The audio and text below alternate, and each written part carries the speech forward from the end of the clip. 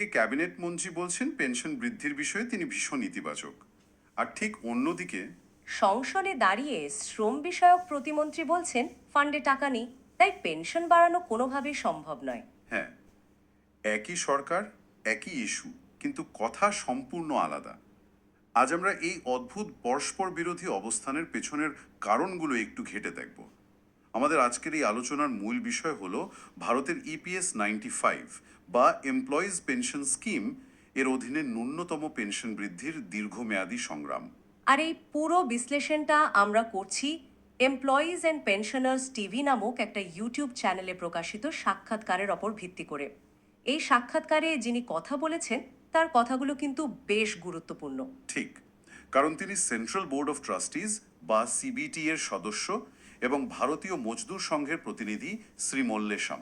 এই আলোচনাটা শুরু করার আগে একটা বিষয় পরিষ্কার করে নেওয়া দরকার। এই যে সিবিটি বা সেন্ট্রাল বোর্ড অফ ট্রাস্টিজের কথা উঠলো, এটা আসলে কি? খুব সহজ ভাষায় বলতে গেলে সারা দেশের কোটি কোটি কর্মীর প্রভিডেন্ট ফান্ডে যে হাজার হাজার কোটি টাকা জমা পড়ে, হ্যাঁ, সেই বিশাল অঙ্কের টাকা কিভাবে পরিচালিত হবে বা কোথায় বিনিয়োগ করা হবে সেই সব সিদ্ধান্ত নেয় এই সিবিটি। একদম তাই। অর্থাৎ শ্রী মল্লেশ্বম এমন একজন ব্যক্তি যিনি একদম সেই নীতি নির্ধারণী টেবিলের অংশ। তাই তার এই সাক্ষাৎকার থেকে আমরা সরাসরি ভেতরের খবরগুলো পাচ্ছি। আর আমাদের আজকের এই বিশ্লেষণের উদ্দেশ্যই হলো রাজনৈতিক স্তরের আশ্বাস এবং ওই খটমটে অর্থনৈতিক বাস্তবতার মধ্যে যে একটা বড় ব্যবধান রয়েছে সেটাকে সহজভাবে তুলে ধরা। এই ব্যবধানের জায়গাটাই তো সবচেয়ে বেশি কৌতূহল তৈরি করছে। মানে সাক্ষাৎকারের শুরুতেই যে বিষয়টা খটকা লাগায় তা হলো ওই যে শুরুতে বলা হলো সরকারের দুই মন্ত্রীর দুই রকম কথা। হ্যাঁ, সিবিটি এর মিটিংয়ে স্বয়ং শ্রমমন্ত্রী মনসুখ মান্ডেভিয়া পেনশন বৃদ্ধির দাবিকে সমর্থন করছেন, বেশ ইতিবাচক ইঙ্গিত দিচ্ছেন। অথচ সংসদে শ্রম প্রতিমন্ত্রী শোভা করন্দোলাজে বলছেন অ্যাকচুয়ারিয়াল রিপোর্ট আর বাজেটের ঘাটতির কারণে এটা নাকি সম্ভব নয়। এখন প্রশ্ন হলো, এই অ্যাকচুয়ারিয়াল রিপোর্ট বিষয়টা আসলে কি? মানে একটা ক্যাবিনেট মন্ত্রীর সদিচ্ছাকেও যে আটকে দিচ্ছে। হ্যাঁ, মানে এই অ্যাকচুয়ারিয়াল রিপোর্ট শব্দটা শুনতে বেশ ভারী মনে হয় ঠিকই, কিন্তু এর পেছনে ধারণাটা বেশ সোজা। এটাকে একটা খুব কড়া আর বেরসিক অ্যালগোরিদমের মতো ভাবা যেতে পারে। বেরসিক অ্যালগোরিদম সেটা কিরকম? মানে ইপিএস 95 তো একটা কন্ট্রিবিউটরি পেনশন স্কিম। এর মানে হলো কর্মীরা বেতনের যে অংশটা ফান্ডে জমা করেন সেই জমানো টাকার উপর ভিত্তি করেই তাদের পেনশন দেওয়া হয়। এখন এই অ্যাকচুয়ারিয়াল রিপোর্ট মূলত সেই ফান্ডের স্বাস্থ্য পরীক্ষা করে। আচ্ছা, তার মানে এই অ্যালগোরিদম দেখে যে ফান্ডে আজ কত টাকা আছে আর ভবিষ্যতে কত জমা পড়বে। ঠিক তাই। আর কতজন মানুষকে কত দিন ধরে পেনশন দিতে হবে সেটাও দেখে। এই রিপোর্ট তো আর মূল্যস্ফীতি বা মানুষের বেঁচে থাকার কষ্ট বোঝে না, সে শুধু গাণিতিক হিসেব দেখে। অর্থাৎ সে শুধু দেখে জমানো টাকা থেকে যদি ন্যূনতম পেনশন বাড়ানো হয় তাহলে ফান্ডটা আগামী কয়েক বছরে দেউলিয়া হয়ে যাবে কিনা। একদম। এই রিপোর্টের অঙ্ক বলছে ফান্ডের যা বর্তমান অবস্থা তাতে নিজেদের পকেটের টাকা দিয়ে পেনশন বৃদ্ধি করা গাণিতিকভাবে অসম্ভব। অন্যদিকে ক্যাবিনেট মন্ত্রী যে আশ্বাস দিচ্ছেন সেটা হলো রাজনৈতিক সদিচ্ছার জায়গা থেকে। কিন্তু এই রাজনৈতিক সদিচ্ছার সাথে একটা সংগঠনের নাম বারবার জড়িয়ে যাচ্ছে, ভারতীয় মজদুর সংঘ বা বিএমএস। অনেকেই তো বলেন বিএমএস আসলে বর্তমান শাসক দলেরই একটা অংশ বা তাদের দ্বারা প্রভাবিত। হ্যাঁ, এই প্রশ্নটা ওই সাক্ষাৎকারেও খুব জোরালোভাবে উঠে এসেছিল। তবে মল্লেশ্বম সাহেবের খুব স্পষ্ট একটা উত্তর দিয়েছেন। আর আমাদের দিক থেকে একটা বিষয় স্পষ্টভাবে জানিয়ে রাখা দরকার যে আমরা এই আলোচনায় কিন্তু কোনো রাজনৈতিক পক্ষ নিচ্ছি না। অবশ্যই না। বামপন্থী হোক বা ডানপন্থী, আমরা কেবল মূল উৎসে যে তথ্য বা যুক্তি দেওয়া হয়েছে তা নিরপেক্ষভাবে বিশ্লেষণ করছি। তো ওই উৎস অনুযায়ী বিএমএস এর প্রতিনিধি একটা খুব সাধারণ টাইমলাইনের দিকে নজর দিতে বলেছেন। টাইমলাইনটা কিরকম? তিনি জানিয়েছেন যে ভারতীয় মজদুর সংঘ প্রতিষ্ঠিত হয়েছিল 1955 সালে। আর অন্যদিকে বিজেপি নামক রাজনৈতিক দলটির জন্ম হয় অনেক পরে, 1980-র দশকে। সুতরাং বয়সের দিক থেকেই বিএমএস অনেক পুরানো। আচ্ছা। তিনি আরও দাবি করেছেন যে তাদের সংগঠনে একদম জেলা স্তর থেকে শুরু করে সর্বভারতীয় স্তর পর্যন্ত কোথাও কোনো রাজনৈতিক নেতার কোনো পদ নেই। তারা সম্পূর্ণ অরাজনৈতিক এবং স্বাধীন একটি শ্রমিক সংগঠন হিসেবেই নিজেদের দাবিগুলো সরকারের সামনে রাখছেন। এই স্বাধীনভাবে দর কষাকষি করার বিষয়টা এই জন্যই জরুরি, কারণ সমস্যাটার শেকড় অনেক গভীরে। আমরা যদি একটু ইতিহাসের দিকে তাকাই, বিষয়টা বেশ চমকে দেওয়ার মতো। হ্যাঁ, ইতিহাসটা সত্যি অবাক করার মতো। এই ইপিএস 95 স্কিম চালু হয়েছিল 1995 সালে, কিন্তু অবাক করার মতো তথ্য হলো 1995 থেকে শুরু করে 2014 পর্যন্ত এই স্কিমের ন্যূনতম পেনশনের কোনো নির্দিষ্ট সীমাই ছিল না। মানে সাক্ষাৎকারে বলা হচ্ছে সেই সময় বিড়ি শ্রমিকদের মতো অসংখ্য মানুষ মাসে মাত্র 50 টাকা বা 100 টাকা পেনশন পেতেন। ভাবা যায়, সারা জীবন ঘাম ঝরানোর পর মাসে মাত্র 50 টাকা। এই জায়গাটাতে 2014 সাল একটা বড় মাইলফলক হিসেবে কাজ করে। সাক্ষাৎকারে বিস্তারিত আলোচনা করা হয়েছে কিভাবে তৎকালীন শ্রমমন্ত্রী বান্দারু দত্তাত্রেয়ের সময়কালে প্রথমবারের মতো এই স্কিমের ন্যূনতম পেনশন নির্ধারণ করা হয়। এবং সেটা ঠিক করা হয় মাসে 1,000 টাকা। এর আগে যেখানে কোনো ন্যূনতম সীমাই ছিল না, মানুষ 50 বা 100 টাকা পাচ্ছিলেন, সেখানেই 1,000 টাকার গ্যারেন্টি সেই সময়ের প্রেক্ষাপটে সত্যিই একটা বড় পদক্ষেপ ছিল। কিন্তু সমস্যা হলো 2014 সালের সেই 1000 টাকা আর 2024 সালের 1000 টাকার মূল্য তো এক নয়। একদমই নয়। গত 10 বছরে চাল, ডাল, ওষুধ সব কিছুর দাম কোথায় গিয়ে ঠেকেছে সেটা তো সবার চোখের সামনেই আছে। এই মূল্যস্ফীতির বাজারে আজকের দিনে দাঁড়িয়ে মাসে মাত্র 1000 টাকা দিয়ে একটা মানুষের পুরো মাসের খরচ চালানো কি কোনোভাবেই সম্ভব? 10 বছর আগে সেই মাইল ফলকটা আজ একটা নির্মম রসিকতায় পরিণত হয়েছে। ঠিক তাই। আর এই সংকটের গভীরতাটা বোঝাতে গিয়ে সাক্ষাৎকারে একটা অত্যন্ত সংবেদনশীল এবং ব্যক্তিগত তথ্য উঠে এসেছে।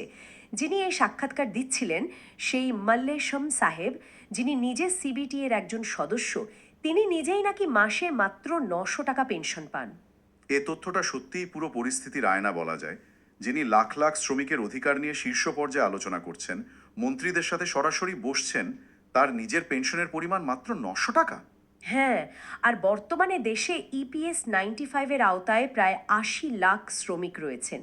এই 80 লাখের মধ্যে একটা বিশাল অংশ, প্রায় 30 লাখ শ্রমিক, এখনও সেই ন্যূনতম 1,000 টাকা বা তারও কম পেনশন পাচ্ছেন। এই বিশাল সংখ্যক মানুষ এই সামান্য টাকার উপর নির্ভর করে বেঁচে আছেন, যা বর্তমান বাজার দরে একেবারেই অবাস্তব। তাহলে এই মুহূর্তে তাদের প্রধান দাবিগুলো আসলে কি কি? শুধু কি টাকার অঙ্ক বাড়ানোর কথা বলা হচ্ছে, নাকি আরো কিছু বিষয়ের সাথে যুক্ত আছে? তা হোক। আর দ্বিতীয়ত, এর সাথে মহার্ঘ ভাতা বা ভিডিএ যুক্ত করতে হবে। এই ভিডিএ বিষয়টা বোঝা খুব জরুরি। হ্যাঁ, ভেরিয়েবল ডিয়ারনেস অ্যালাউন্স এর মানে হলো বাজারে জিনিসপত্রের দাম বাড়লে স্বয়ংক্রিয়ভাবে পেনশনের অঙ্কটাও একটু একটু করে বাড়বে, ঠিক যেমনটা সরকারি কর্মচারীদের ক্ষেত্রে হয়ে থাকে। তা না হলে আজকে 7,500 টাকা করা হলেও 5 বছর পর সেটা আবার মূল্যহীন হয়ে পড়বে। একদম।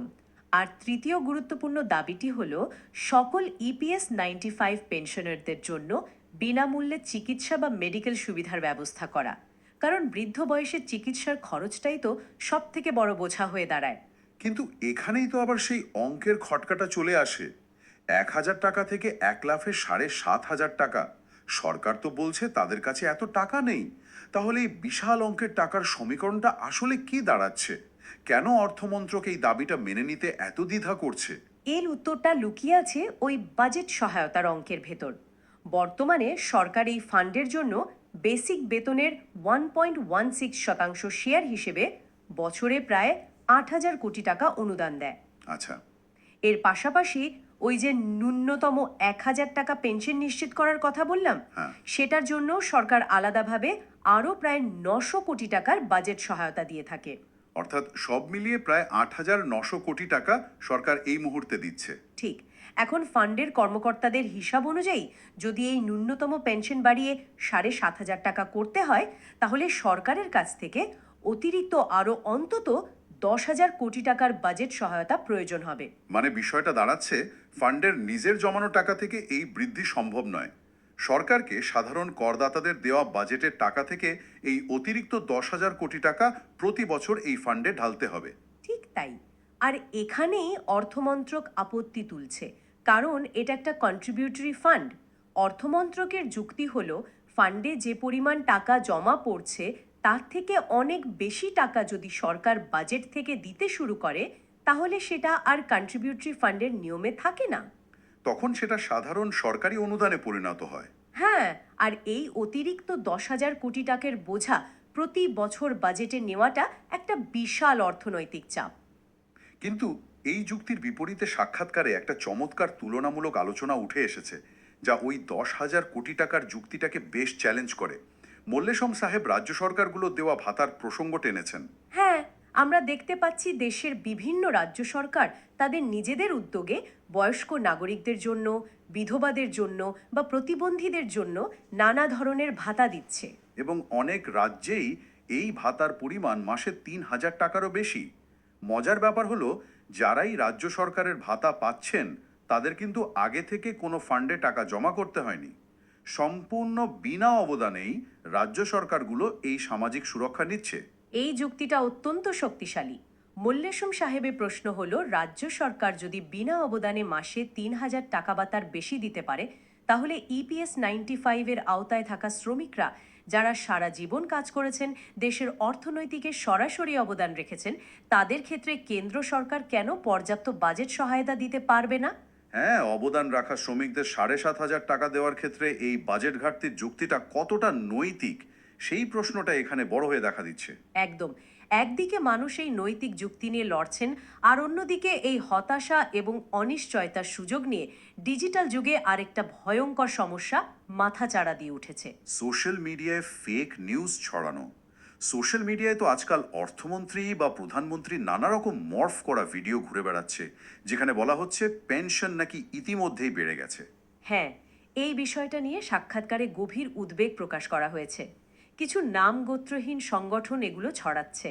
সেই সব ভুয়া ভিডিওতে দাবি করা হচ্ছে যে পেনশন বৃদ্ধির প্রস্তাব নাকি ইতোমধ্যেই অনুমোদন পেয়ে গেছে।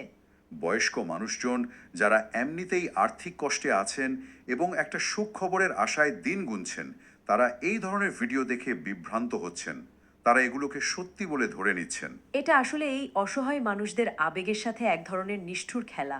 তাহলে এই বিভ্রান্তি দূর করে আসলে পর্দার পেছনে গঠনমূলক কাজ কতটা এগোচ্ছে, মল্লেশম সাহেব তাদের ভবিষ্যৎ পরিকল্পনা বা পদক্ষেপের বিষয়ে কি জানিয়েছেন? মলিশাম স্পষ্ট জানিয়েছেন যে তারা কোনো সস্তা জনপ্রিয়তার ফাঁদে পা দিচ্ছেন না বা সোশ্যাল মিডিয়ার ভুয়া খবরে কান দিচ্ছেন না। তারা নিয়ম মেনে দায়িত্বশীল উপায়ে দাবি আদায়ের চেষ্টা চালিয়ে যাচ্ছেন। তারা তো বেশ কিছু বৈঠকেরও কথা উল্লেখ করেছেন। হ্যাঁ, তিনি জানিয়েছেন গত 21শে নভেম্বর তারা শ্রমমন্ত্রীর সাথে একটি অত্যন্ত গুরুত্বপূর্ণ বৈঠক করেছেন। এছাড়া অর্থমন্ত্রীর সাথে প্রাক বাজেট আলোচনাও সম্পন্ন হয়েছে, যেখানে তারা লিখিতভাবে নিজেদের এই 7,500 টাকা এবং ডিএর দাবিগুলো পেশ করেছেন। শুধু তাই নয়, আগামী দিনে সরাসরি প্রধানমন্ত্রীর কাছে একটি বিশেষ প্রতিনিধি দল পাঠানোর পরিকল্পনাও তাদের রয়েছে। ঠিক, সরকারের তরফ থেকে বিশেষ করে মন্ত্রীদের সাথে ব্যক্তিগত আলোচনায় বিষয়টি নিয়ে ইতিবাচক চিন্তা করার যে আশ্বাস পাওয়া গেছে, সেটিও তারা নিরপেক্ষভাবে তুলে ধরেছেন।